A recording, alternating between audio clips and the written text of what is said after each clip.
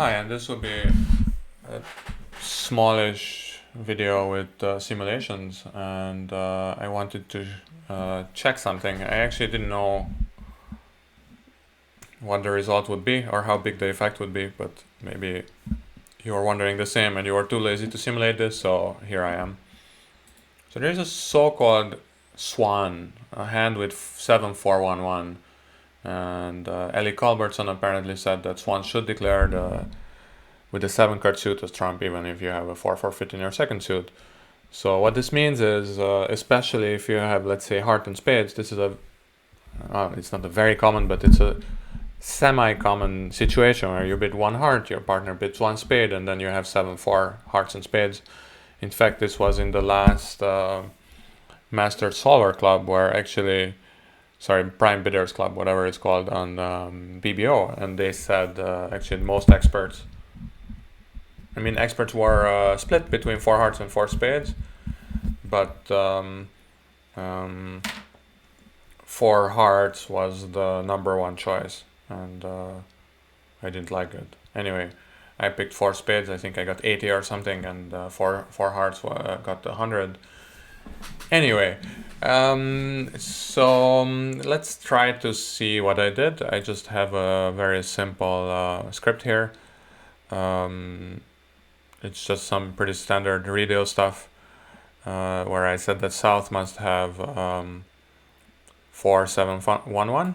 So you opened one heart, your partner replied one spade, so your partner has at least 4 spades. I don't have any high card point restrictions. I just wanted to put everything in it. I wanted to simulate 10,000 hands, but in the end I only got 2,000, but I think the results are already quite conclusive.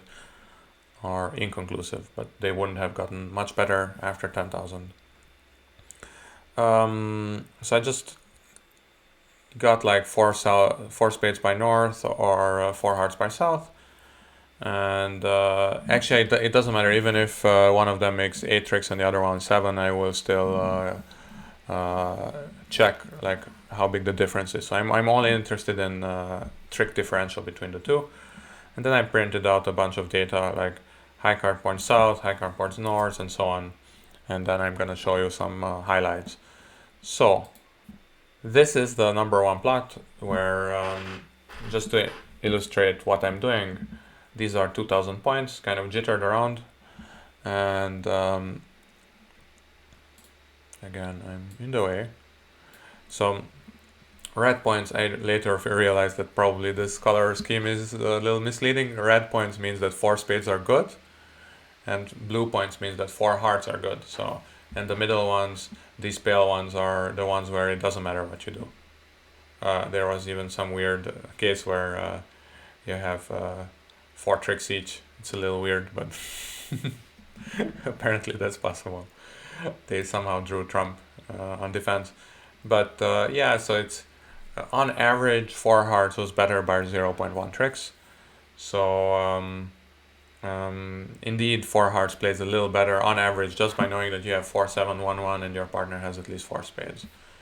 Now the other thing that you can look at is, like, you're looking at your hand right as south, and then you're trying to figure out what it can be. Why am I still in the way? It's a little confusing. So one thing that you would want to say, well, what if I will look at my hand, right? If I have good spades, I will bid spades. If I have good hearts, I will bid hearts, right? That would be one way of looking at it. Now it turns out that actually the correlation between my heart length and my spade length, my heart strength and the way 4 hearts behaves is actually 0. So it doesn't matter how good my hearts are. Hearts are not necessarily gonna break better. And also you can notice here that all these points are completely messy. So you have a lot of cases, for example, here where you have some red ones which suggest that you should play spades, but then you have some blue ones right next to it which suggest that 4 hearts are at least better by two tricks. I'm hiding here the yellow points, so the ones where you're breaking even. We don't care about that. We're trying to understand what to learn. So, and if I try to make like a linear model, then the slope for like spades, like how good spades are compared to how good four spades is, there is a small negative correlation. So actually it is true that if you have good spades, then spades will be a little bit better than if you have bad spades. So that's what this negative correlation means, because negative values means that four spades are performing better. Not so important, but this correlation is quite weak, 0.14, and the slope itself is very weak. So if you have like one extra high card point in spades, then that only changes by less than 1/10 of a trick. So basically it doesn't matter at all how good your spades are. I mean, you could go, let's say as an extreme, you could go from 0 to 4 or 0 to 10, and then you would have some effect, but even that's pretty minor. Now what else could be important? And of course, from south we don't really know that much, right? So we have 4, 7, 1, 1, we know our distribution, and apparently the high card points in spades and hearts aren't going to change anything. Now I didn't check for clubs and diamonds, but those are just two singletons. I'm pretty sure those will not change much. So the only other thing that we could try to take into account is what about partner's hand. Now of course when we're bidding, we're not aware of partner's hand, but let's say if we could, then partner's spade holdings and oh my god, yeah, well, I'm not gonna rename this should be hearts. So how many hearts your partner has? You could have 0, 1, 2, 3, or 4. Well, actually technically you could have 6, but it didn't come up in my simulation. And spades could have 4, 5, 6, or 7.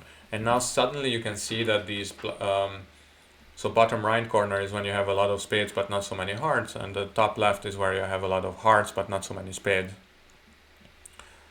Not you, this is now partner, so it's actually a little bit difficult to figure this out at the table, unless you have some illicit methods. But basically now you suddenly see that like this is really what changes stuff. So if south has only 4 spades, your partner has only I think all these labels are wrong, but basically if your partner has 4 spades, then hearts play better by almost half a trick. And if your partner has 5 plus spades, then spades play better by almost half a trick. And just simply, if you combine them by their weights, then simply 4 hearts comes out a bit on top, because 4 spades is marginally more likely than 5 plus. But this is where you really come out on top. So basically, if you can ask partner, do you have 5 spades, and then you decide what to do. If you have a method for that, maybe it's not worth it, but if you could ask, then you should, because that way you're basically can always come up half a trick ahead of the field, if the field is just follows a simple strategy randomly or consistently. So I personally, I would always just jump to 4 spades. I have to admit, but if my partner has 4, then I will lose a little. But I don't know. I feel like jumping to 4 hearts is also very unilateral. So maybe you could have like some kind of a 2-note trump bit that includes the swan, and 2-note trump ask your partner whether they have 4 spades or 5 plus. This is one way you could do it, or maybe you don't.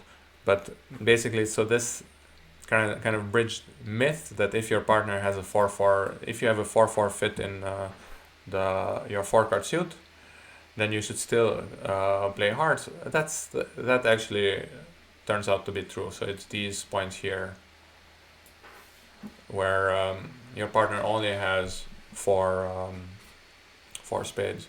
You can see that. Well, of course, if partner has one heart only or 0 hearts, then it doesn't look so good. But normally, generally speaking, you'll be better off by in 4 hearts. So this green and purple points are much more common than the orange or red ones. And here, if you instead look here, then here the red ones are much more common than the green ones or the purple ones. So that's basically what you can learn from this. I mean, it kind of goes without saying, to be honest. I mean, If you had asked me like, do you want to play in the 4-5 in a 5 forfeit if you have a 7-4 hand, I would definitely have said yes. But now at least somebody did the work. It wasn't like very hard work, but it's still kind of interesting, I would say. So if you really want to do it, then you should try to check, compare spades. Like ask your partner for their spade length, and then you can decide like that. If you don't, then it pretty much doesn't really matter what you do, 4 hearts or 4 spades. I would probably go for 4 spades because that way at least you have some chances, right? So let's say I jump into 4 spades, then often my partner will maybe try for slam and we will end up in a 5 forfeit. That's pretty nice, I think. So at least you have that. Or if you have some 2-no trump strong raise, maybe.